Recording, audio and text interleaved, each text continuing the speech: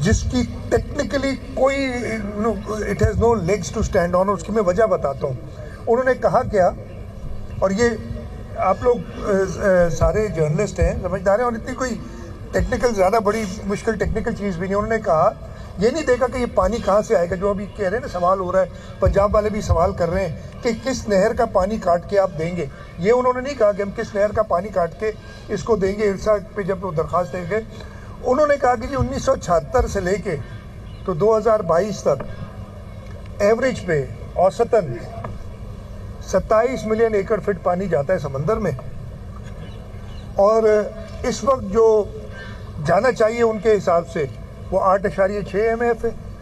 اور اس کے علاوہ انہوں نے کہا 11 MF پانی شارٹ ہے